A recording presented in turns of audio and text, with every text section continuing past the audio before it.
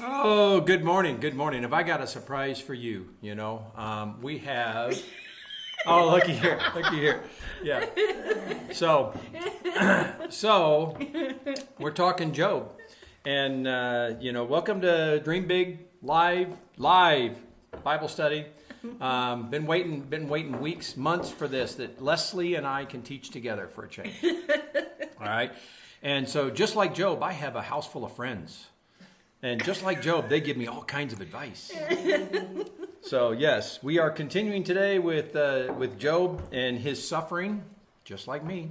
And we're the ones that threw him under the bus too. Yeah. For him to do that wonderful teaching that he did yesterday. Oh, I don't know what in the world he's talking I know, about. right? What's going on here? I don't Leslie? know. It wasn't our fault that he had to yeah, say right. something about. I mean, he did really well about trying to not say he. Does wants us all anybody to be understand quiet. why now Paul said women should just shut up? Just saying. Just saying. No. Okay, we love to have fun. We do. We love to have fun. But in all seriousness, I do need prayer. Okay. So we're talking Job, right? We're ready to get started. Leslie, dear? Yes. Okay, I love Leslie. She is my dear sister. I tell you what. And her husband, they say we are brothers from two different mothers. I'm telling you, we got to keep them separate because they can cause all kinds of trouble. All kinds of trouble. So throw all kinds of stuff in the comments, but your prayer requests as well. But all kinds of stuff, man. Come on. Yes. So are we ready to actually start? We are. Okay. So we're going to continue with Job 8. If you're lost in where we're at, right? And Job has responded to his first friend, and so now his second friend's going to step up and going to enlighten us with so much better perspective, right? I know. It's like so much more comforting. I know. And I'd never liked Job. I never wanted to read Job. I always just kind of scanned over Job. It was It's a job. Job is a job. Job is a job until God began to start giving me insight. So now I enjoy reading it. But prior to, the last, probably 3 years ago, I'm like, no, I just wanted to skim over it. And I'd hope Davey would never ask me to teach it. It can be a challenge, and It can be a it can be challenge. tedious, Yes. and that was the thing to me. It seems like you just go on and on and on and on and on about saying the same thing. It's The like, same okay, thing. how are you saying it 13 different times, different ways, but it's the same thing. And so that's what I think makes it a little bit challenging. But Yeah. there is a lot of little hidden elements that we got to look at. Yeah. So with that, let's jump into Job 8. And now his other friend has responded and said, "How long will you go on like this? You sound like a blustering wind. Does God twist justice? Does the Almighty twist what is right? Your children must have sinned against you, so that their punishment was well deserved." Now, here we'll talk about that in a second, what he's referring to. But if you pray to God and seek the favor of the Almighty, and if you are pure and live with integrity, He will surely rise up and restore your happy home. And through you, and though you started with little, you will end with much. So he's correctly recognized that Job was justifying himself instead of God. And it's true that God is just and isn't going to pervert any justice. But just like Eliphaz, his first friend, Bildad drew this conclusion that for some reason God had done all of this to Job, and because of some sin in Job's life.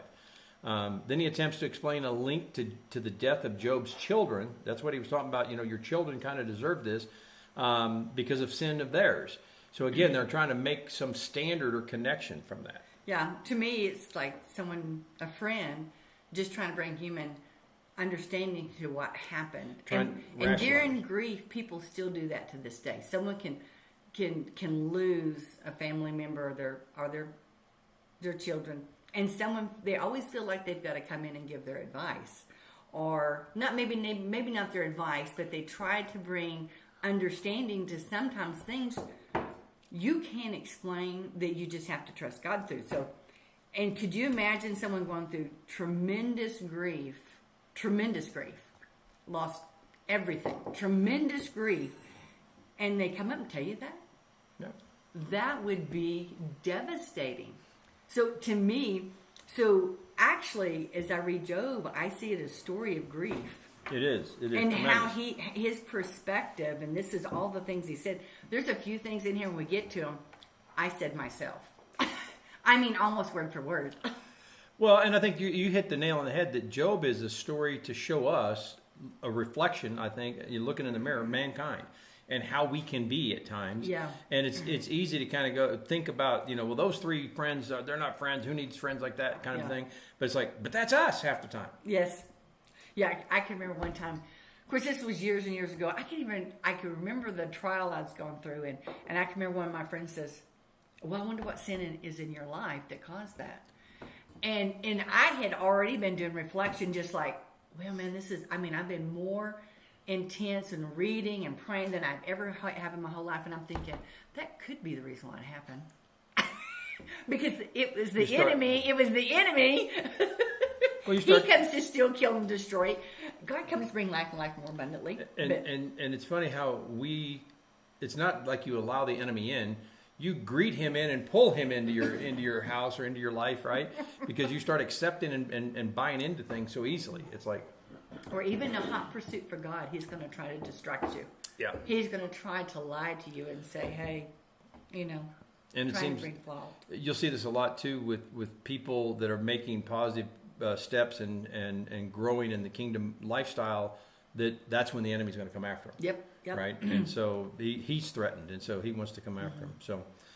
So anyway, as we continue, in chapter 9, Job will respond back again, and this time, Job says, Job spoke again. Yes, I know all of this is true in principle, but how can a person be declared innocent in God's sight? If someone wanted to take God to court, would it be possible to answer him even once in 1,000 times? For God is so wise and so mighty. Who has ever challenged him successfully? I almost felt like that one statement. Yes, I know that's all true in principle. It's almost like, I understand what you're saying, but you've not gone through what I've gone through. Yep. You know what I mean? It's kind of like... Yep. You don't understand. Yeah. Yep. And again, that's another reflection of human nature, because that's the same thing, We have a story of a friend of ours, a dear friend, and she will call me her older brother, even though she's older than me. But, her husband died, and she worked on the prayer lines in the ministry, and her husband died like on Friday, or they buried him on Friday, and then she turned around and went to work on Monday, and a guy calls into the prayer line and is talking about, well, my wife died how long ago? 6 months ago. And he's going on and about, his loss of his wife, and she starts trying to comfort him and giving him Bible verses, and he starts saying, but you don't understand. And it's like, oh, really? Well, pause a minute. Let me tell you something. I just buried my husband Friday, 2 days ago. And he's like, what? And now, but again, I bet you it brought him comfort once you realized. That was a God wink. God said that, she knew, she said, was. God told me I have to go to work today because I need to be there. And she was 1,000% correct. And that was the reason why. So God sets those up for those kind of opportunities when we prepare ourselves. But just like that, it's another reflection of how humankind or mankind, how we can react instead of truly responding to the situation. Yeah, when Job said, but how could a person be declared innocent in God's sight if someone wanted to take God to court? Sometimes it's like, God, if you'd just given me a chance, make it right. Because he was the one that every morning he did a sacrifice for his kids. Yeah. He thought he was doing everything right. He says, well, if you just would have told me. Right. So, so part of grief is also to have some kind of blame. So Job was doing some blaming, regardless if we see it as blame, but it kind of was blame. It's like, God, this would have happened if you just given me some insight. And I would have done it right. Yep. It's a form of deflection. Yeah. Okay, good. And Job has reasoned that no one can truly be right with God. This is absolutely true if it refers to being right with God through our own self-righteousness, through our own actions, right? Yes. I feel a lot of the book of Job is to help us look at ourselves again, that reflection of mankind, and are we perceiving and taking from it what we need to? Right. So we can jump down to Job 9:32. God is not a mortal like me, so I cannot argue with him or take him to trial. If only there were a mediator between us, someone who could bring us together. The mediator could make God stop beating me, and I would no longer live in terror of his punishment. And this is a direct reflection. I'm going to jump down to 35 here. Then I could speak to him without fear, and I cannot do that in my own strength. So these verses are almost prophecy, because remember yesterday when I talked about it, when Job was talking, and I said he's reflecting on Jesus, that Jesus is going to be able to do that. This is the same thing. Yeah. This is, Jesus will be that mediator. He is that mediator now. And he stops, quote, the beating, and you no longer have to live in terror. Yes. And the mediator could, in verse 35, then I could speak to him without fear. We can speak to God without fear because Jesus is our mediator for us. He opens the door for us if we'll step into it. And I can't do it on my own strength. You don't have to. You're doing it with God's strength that he's given us. He gave us the faith that we need, right? We just need to grow it. And so Job longed for some arbitrator or mediator. And again, that's Jesus. That prayer is answered today for us. Yes. Yeah. So this was completely different. But one of the things I thought about in 32 and 33, the one that you're reading, that sometimes things like this can cause a block or sometimes we might call it a blind side, but we think that God is not near and that he doesn't hear, which is not true. I mean, it's just a lie, but you can read this here and you can hear it in Job's voice. It's like, man, I'm not near to you. You don't hear me, which was truly not true. Yep. And then we'll use our circumstances, anything that happened, and we'll analyze that, and we'll think, well, if God listened to me or if he heard me, this wouldn't have happened. But that's not true. We live in a fallen world, and we may go through things that we don't understand, but that's when we know that God loves us and that we just got to trust him. 100%. 100%. Yep. So yeah, it's easy to feel like you're in the desert. Yeah. Right, and you're thirsty, and there's no water, right? Yeah, absolutely. It's almost a feeling of desperation. Yes. So, anything else? No, other than I mean, you could just hear his pain all the way through this. It's like, man, do you only see like a human? I mean, it was like that God was looking out for his guilt, and so to me, that is shame. Speaking to him, it's one of the things is it always tries to bring some type of guilt. You've got to blame somebody. You've got to blame somebody for it. And so I see a lot of that in Job. So yeah, and it's this reflection back and forth of Job and his friend. And his dialogue. Friends, exactly. Well, they thought they had the solution. This reflection. is the reason why this happened. Jumping to assumptions, jumping to conclusions, right? Yes. And it continues all the way through chapter 10. So we get to Job pleased with God, as though God is directly doing this to him. Like, I've got my thumb on you and we'll get it off of me, Yes. That kind of an approach. So Job 10:18, why then did you deliver me from my mother's womb? Why didn't you let me die at birth? Again, does this sound familiar? Why am I put in this circumstance, and just let me die? Just let me, again, the lottery ticket solution to whatever problem it is. Just get me out of it. Yeah, if this was your plan for my life, then why did you even start my life? Exactly. And so we go on to chapter 11, and the third friend is going to reply to Job, and he correctly recognized that some of the things Job was saying were totally wrong, but just like the others, he condemned Job as a terrible sinner. Although he couldn't specify just what it was that Job supposedly did, right? It's always just that, no, you did something wrong. And then even to say in 6, listen, God is doubtless punishing you far less than you deserve. So now what kind of friend is that? They were really good. Oh my goodness. It's like, you think you're suffering? It sounds like a mother, right? You think you're crying? I'll give you something to cry about, right? It's that approach. I've got a friend. She had lost her son. Also, she was one of my really close friends to help me through wheelies and our son. But she said she was at her funeral with her son, and someone walked up to her and said, "Well, I understand what you're going through. I just lost my dog." Oh, I mean, whoa! I said, "Did that really happen?" She said, "Oh yeah, it really happened." So you it's just like people won't. And I guarantee the person that said had good intention. Great intentions. I know the lady, godly women. So everybody tries to bring comfort in a situation that only God can bring comfort. The scripture said that in and our pain, He's the closest. That's the closest that He is to us, and somehow we think that we can replace that. Sometimes the best thing to do is just to be there, but obviously these friends didn't know to just be. Just be. Well, you do want to connect and relate, and you want to be able to show people that, okay, I can relate to your circumstance. Just like we were talking, the lady who lost her husband, she could relate, Yes. and that allowed a connection. But it's got to be a relevance, and you got to be careful to try to not connect the dots that are unconnectable or that aren't, designed to be connected. Exactly. So. In fact, Wendy, well, I'll just say her name's Wendy. I apologized to her. I said that I wasn't the friend that I needed to be because I didn't understand.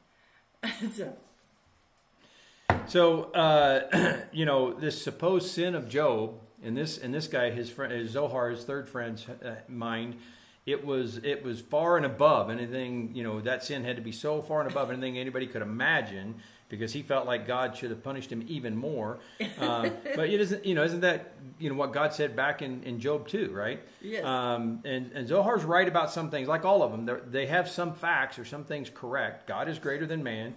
He always, his ways are higher than man's. Yeah. And that Job is wrong to criticize God. That's correct. I mean, all those things are correct. But he's also wrong about, again, assuming that there's a sin in Job's life that caused God to do all this, and that it's from God. That's the biggest thing that gets me is, how do they do that? Yeah. But with friends like these, who needs enemies? I know, and you really think about it. We have to continue to go to that scripture, because if you read this, and I think some people will use this. Well, there was obviously something in my life, or this happened, but the enemy comes to steal, kill, and destroy. And, Yep. God came to give us life and life more abundantly. It's clear. The enemy always try to attack and bring death upon us. And the enemy does that, first of all, by trying to convince you of something that isn't. Exactly. And that's exactly kind of what's going on here again. Yeah. So Job passed the first test. God's opinion of Job was still the same from Job 1:8. Job didn't commit any specific sin that brought these calamities upon him, right? He lives in a fallen world where guess what? The enemy has control and things can occur. However, that's not what Job's friends are maintaining, and that's why they're trying to rebuke him about God later, all the way through 42. So all of mankind had sinned and turned the domination of the earth over to Satan. Mm-hmm. As Paul said in Ephesians 2:3, we were all by nature the children of wrath. God's goodness and blessings on Job and all of us are acts of mercy, not justice. So the God of this world, Satan, came and challenged God's intervention into the affairs of a fallen man. Jesus had not redeemed us back from our sins yet. So even though Job was one of many virtuous sinners on earth, he was still a sinner, mm-hmm. and still under the domination of the enemy, mm-hmm. or the devil. Because God is just, he had to back off his protection and allow the God of this world to do his worst to Job. And that's why Job's in this circumstance. He's being used, right? Job didn't have a specific sin that brought all these terrible things upon him as punishment. Job's mistake is the same one that we today make, right? Yeah. We try to evaluate our relative holiness Yep. in comparison to other sinners, and then expect God to treat us better than others because of our own personal goodness, right? Yep. Well, is it working for you? How's that working for you? Just saying, right? But I mean, that's it. So to me, that's the entire reflection of Job, the entire book of Job. That's what we have to be careful about, is to fall into that same trap that we start. Well, I have it worse off than he does, but I'm better than he is. Yep. So why is it? You know what I'm saying? And that's the mindset we use. Then we start classifying sin, and they're a worse sinner than me, Yep. or they're or think that we can do something to deserve his love. I mean, it's God's grace. We don't deserve. Exactly. We don't deserve 100%. his love. No, it's a gift, and there's this line, of sin, mm-hmm. and the bottom line is on the other side is Jesus, mm-hmm. and everything is evaluated over here when we're over here. Yeah. You know what I'm saying? And none of this matters. So again, don't confuse what you do with who you are, and don't confuse what you've done with who you are or who you're intended to be. And nothing can separate us from his love. Nothing. And I think that's one of the definitely the lies of the enemy. If we can feel alone, Oh, that again, we're isolate. alone, that we're isolated. Even if you're in a room of people and you feel alone, I'm telling you, it's a lie.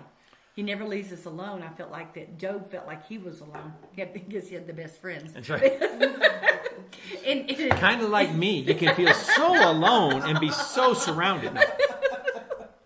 But no, I think that's why, the analogy, when I was younger, I would think about some of these analogies and why is that in there and why is it that way? Just like, sheep and a flock and a shepherd. Why is that used throughout the Bible? But that's exactly it. Because the way a wolf gets a sheep and wolves will work in packs. So again, they'll work several demons together, so to speak, isolate one. That one doesn't know which way to turn, feels lost, feels isolated, feels in the desert without water, and then that's when the wolf can devour, right? Yep. And I think that's the same enemy's approach, and that's why that analogy is that way. And so we have to understand where we're seeking and where we're going and follow the shepherd. Joe, do you ever think that some people would read this, especially if they're trying to figure out or bring understanding, and they think, because we're under the new covenant, but the enemy will try to deceive them, think that, well, I went in front of God and he said I can do it. And so I went and I got his approval. And so it's a lie. He didn't get to approach God's throne anymore. He was cast out. Yep. He was cast out. No, and we've been given that power and authority, but we have to step into it. Right? And it doesn't mean we fulfill our will with it. We got to fulfill his will with it. So it's something we have to control. Yeah. Right? And learn. So we ready to move on to the New Testament? Yes. I think so. Okay, we're looking at 1 Corinthians 15, 1 through 28. And we could talk about Job for days, We could. So, especially when you're living it. It's so much easier. Poor Corey. Poor Corey. Okay, so 1 Corinthians 15, 1 through 28, we're still talking about Corinth, right? Yep. And Paul's attempts to guide the Corinthian church. And all of the Corinthian, 1 Corinthians is this letter back to the church and the things that they're trying to do with. Paul has dealt with a number of issues reported back to him, all these different problems and doctrinal errors. So 1 Corinthians 15:1, let me now remind you, dear brothers and sisters, and the good news I preached to you before, you welcomed it then, and you will stand firm in it now. I passed on to you what was most important and what had also been passed on to me. Christ died for our sins, just as the Scripture said. He was buried, and he was raised from the dead on the third day, just as the Scriptures said. And he was seen by Peter, and then by the 12. After that, he was seen by more than 500 of his followers at one time. So what is Paul doing here? He's trying to bring them back to the good news. The true gospel. Well, yeah, go ahead. To the true gospel. Yeah, you go right ahead. No. You go ahead. Well, he's using a bit of a technique to remind them and reconnect certain facts to get them to follow the breadcrumbs of facts to come to some conclusions that they had before, but they've been kind of talked out of it, so to speak, right? Yeah. So he's reminding them, reestablishing a foundation of resurrection, right? I feel like they kept trying to go back to the self-righteousness, the works, because that's what our human nature will do, is think that there's got to be something. I've got to self-promote. I've got to self-protect. I've got to do something to make sure that I'm righteous, Well, and it makes sense when you historically look at the city that they're in is unique in that it has a lot of cultural influence and pressures that are coming and going. Like, what's the newest thing? What's the newest religion? What's the newest, and everybody in that society is playing that game, so they feel like they have to be effective in that game. Yeah, absolutely. And so they're trying to, in a sense, alter or adapt to fit into whatever is the newest concept. And so that's part of this. And he's bringing them back to a foundation, back to the basics of, let's understand that, right? And so that foundation of resurrection, it's what ties all believers together. Yeah. And so he's, again, trying to, in a sense, I see it as almost the church is kind of breaking up a little bit, and he's sewing it back together with this thread. Yeah, right? He's bringing them back to the work of the cross. He says, for I am the least of all the apostles.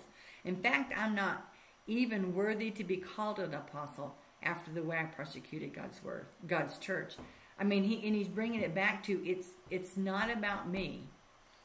It's not about my works. It's not about what I've done. If it was, I wouldn't be standing here. I mean, you know what I mean? He kept bringing them back. It's that it was the work of the cross, the work of Jesus Christ instead of what I've done. And he's setting out the fact that in when his life and the things he had done. In other words, you can't be worse than me. Right. You can't be a worse Christian than me because I was killing them. You know what I'm saying? So he's really saying, wait a minute, you need to understand. And if I'm over here now and people think I'm an apostle, oh my gosh, you can't understand. If I've made that transition and path, I'm on that side. Yeah. Sin doesn't apply to me, then guess what? It's not going to apply to you, but it's about the process. It's about understanding. So, yeah, he's rebuilding this foundation to me. Yeah, yes. So, we'll continue here. So, in verse 12, but tell me this. Since we preach that Christ rose from the dead, why are some of you saying there has been no resurrection of the dead? For if there is no resurrection of the dead, then Christ has not been raised either. And if Christ has not been raised, then all of our preaching is useless and our faith is useless. So he's trying to make them focus on a hard decision. Yeah. If you go down this path, then you're basically saying, if that's null and void, this is null and void, that's null and void. You know what I'm saying? Yeah. You've moved away from the real truth. So, and he's going to bring this full circle back to, Paul's explaining that would mean then again, everyone is still guilty of every sin, right? Mm-hmm. And so even Paul, right? Yes. So he's kind of come, so 1 Corinthians 15:20, but in fact, Christ has been raised from the dead. He is the first of a great harvest of all who have died. So you see, just as death came into the world through a man, Adam, now the resurrection from the dead has begun through another man, Jesus. And it's a key point at the end discussing the resurrection of all believers because he's trying to show your dependence on true salvation and life everlasting is this resurrection path through Jesus. And so if you deny it, be careful. Yeah. There's a consequence, right? Yeah. So in 1 Corinthians 15:24, after that the end will come. Then he will turn the kingdom over to God the Father, having destroyed every ruler and authority and power, for Christ must reign until he humbles all his enemies beneath his feet. And the last enemy to be destroyed is death. Then when all things are under his authority, the Son will put himself under God's authority, so that God, who gave his Son authority over all things, will be utterly supreme over everything everywhere. That's pretty powerful. But what he's really saying is that, Jesus is in this position to take the kingdom, but the methodology that he takes the kingdom is through us, is through the church. Yes. We're supposed to be building the kingdom here on this earth. We are the ambassadors here. We're partnering with him. Yeah. So here's kind of a deeper explanation. This comes from kind of Andrew Womack. I've kind of rephrased some of it, but all things are already put under the feet of Jesus, as mentioned here in Ephesians 1:22. But in 1 Corinthians 15:28, it makes clear that all things are not yet subdued under the feet of Jesus, right? So Jesus is crowned king. Remember, just like David was pronounced king, but not all things, he didn't take the throne and take control of the kingdom until later. Right. And so it's a very similar situation where Jesus is crowned king, but he owns dominion, but he hasn't taken dominion over all things because his church, we're his army that's helping him do this, and we need to respond and react to that. So this is to say that Jesus totally triumphed over Satan and all his power. He then gave the power and authority over Satan to us, his church. And that's where we have to step into that role to be able to leverage that power and authority for the kingdom, for Jesus here on earth. Satan has been placed under us, under the feet of Christ. Again, that's Ephesians 1:22 and 23. But the church hasn't yet risen to the occasion. And that's what we're that's what we're being called to do. Yeah. That's why we're doing this Bible study. That's what I think that's what, here on earth we're supposed to do. That's our task, our jobs that we should be thinking about, right? Yes. The church haven't yet subdued Satan using the power and authority given to us. Right. But it will happen, and when it does, that's when the end times will be, right? Yep. I mean, that's a summary of really what That was Paul's so trying good. to alert them to. And So good. Wake them up to. Yeah. So we need to wake up and fall in line. Yeah. Agree? I completely agree. So good. You make it so good. And you didn't give her a chance to talk. No, I thought it was great. I knew better.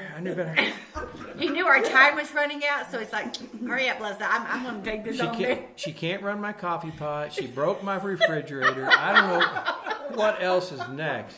Couldn't figure out the shower. Oh, I'm man. just saying after yesterday's meeting, you didn't give Leslie a chance to talk.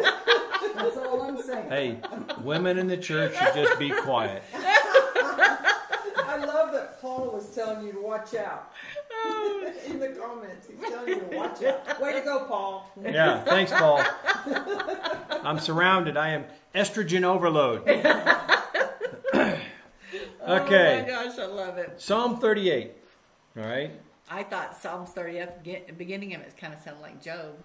It Didn't it a little bit? does a little. It's yeah, and it's funny you get something in your head like that, and then you see it everywhere. You make the connection, right? Yeah. So Psalm 38, it's a repentant song where David expresses deep sorrow for his sins, describing the physical and emotional pain that caused him. He pleads with pleads for God's mercy and God's help, right? Yeah. Starts off with, "Oh Lord, don't rebuke me in your anger or discipline me in your rage." Excuse me, sounds just like Job. Yeah. My guilt overwhelms me. It is a burden too heavy to bear. Yep. So despite his troubles, David puts his hope in the Lord, though, pleading for God's help. He asks God not to forsake him and urgently calls for deliverance from his foes. And again, we can learn and apply this in our lives, too, that there's nothing wrong with calling out to God. It's just call out to him for the path forward. Don't call out to him for why I'm in the circumstance I'm in, because he didn't put us in it. Yeah, but I love David's heart. It's like, I mean, he had such a relationship with God that he was okay Oh, he's open. talking to God like this. And sometimes some of us are not okay doing this, and we need to be okay that we know that when we express our emotions like this, God's not. He's gonna be. It's almost like opening a door to our heart. If we don't really express it, it's like we've got our hearts closed. Yes. And David completely opened his heart and said, "Man, God, this is how I feel, and regardless if this is really true, this is how I'm feeling." Right. And he expressed his pain, but for some reason and I say we because I've done it so many times. I thought, well, that's not acting spiritual, or that's not being the Right. righteous way, or That's not how I saw it in church. I need to do it that or way. whatever, or it's like I need to cover it. Well, and I don't know. so let's flip it for a second. I mean, because it's one thing to feel like, okay, when I'm in that situation, but just like Job's friends, let's reverse it. Okay, what if my friend's in that situation, right? So be mindful of those around you, and when they might feel, isolated, they might feel condemned, they might feel ashamed, they might feel, alone and abandoned, right? So how am I supposed to respond? Like Job's friends? Well, you must have done something wrong, right? How am I supposed to respond? And it's, that's where we should be pointing them to, hey, we can offer support, encouragement through the gospel, right? Lead them, and hey, well, here's a good verse, and what does this say? And what does that say? Another one I love is that